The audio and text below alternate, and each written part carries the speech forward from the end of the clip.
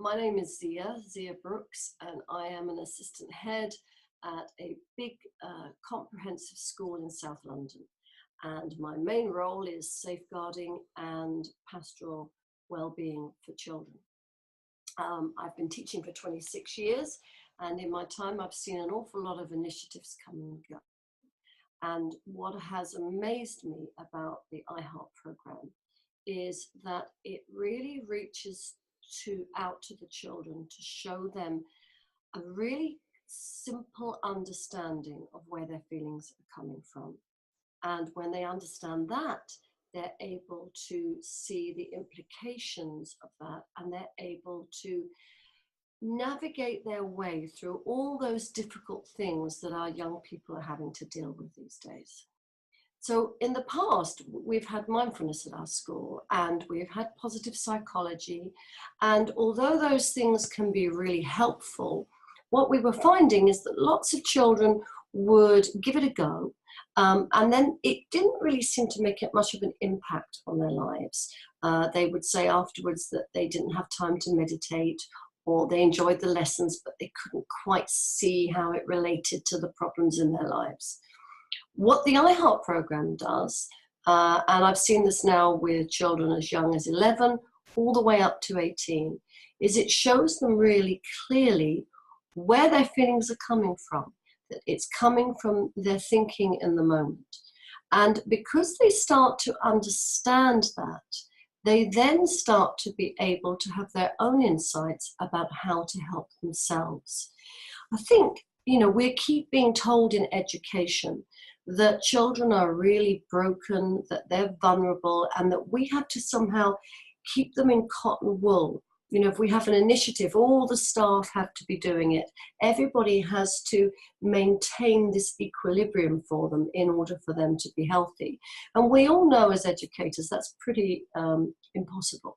Because even if we got it right in school, which we really can't, because schools are big institutions, the moment children step outside the door, not everybody is following from that same guideline of words to use and phrases to develop and methods of behavior.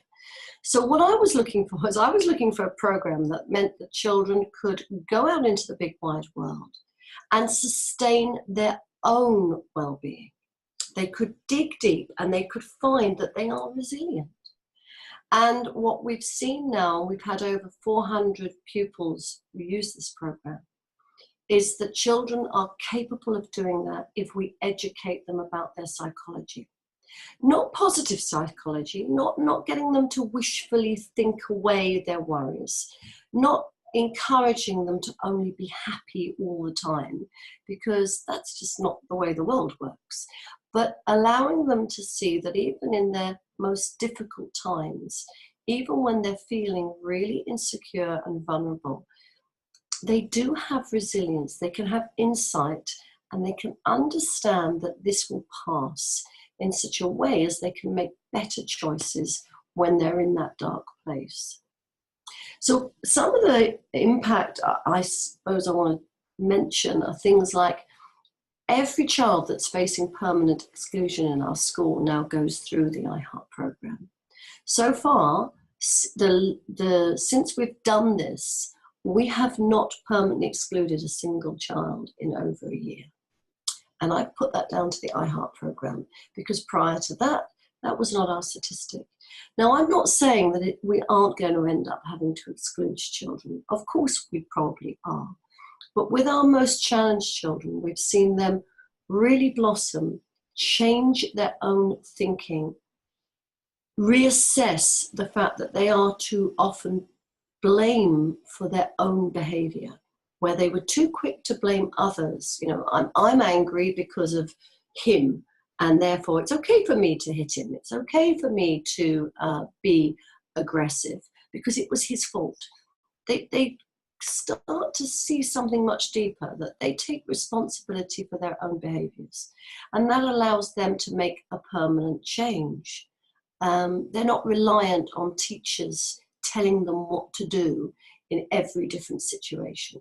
They start to trust their own wisdom and their own common sense. So it's been a big sea change for us. On the other end of the spectrum, we have many children who are high attaining.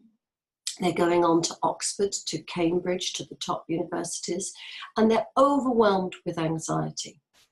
They often present then with all sorts of coping strategies. Maybe it's restricting their eating.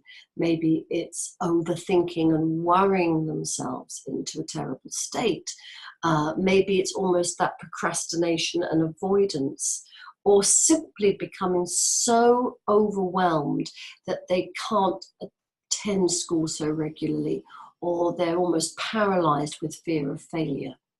So with those children, again, we've trained them with iHeart. And what we've seen is that they begin to understand that most of the problems they perceive are actually problems of their own thinking, problems about how they catastrophize about the future, problems of how they believe that they're victims of their past or their circumstances.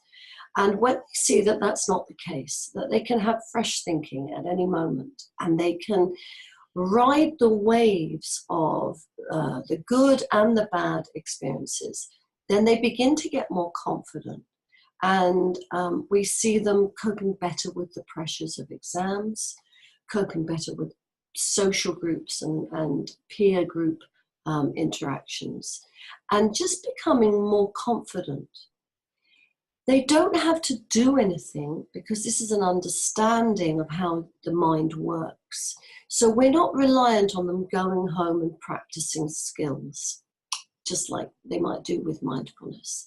We're asking them to just take what they learn and allow it to help them see how they could better live their lives. So it's very much more a simple, gentle process.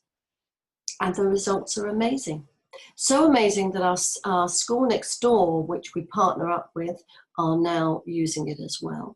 And we now have a number of schools in our area, which is a suburb of London called Bromley, who are learning to teach children in their schools. It began with us teaching children, but now it's looking at sustainability. It's enough for us to go into schools, train teachers who are already in situ, and not only do they benefit from mental health and well-being because of what they're learning, they can then cascade that down to the children. So it's a very cost-effective way of making sure we can sustain a program like this. 10-week sessions of 1 hour a week, that's all we're talking about, to see huge benefit and change.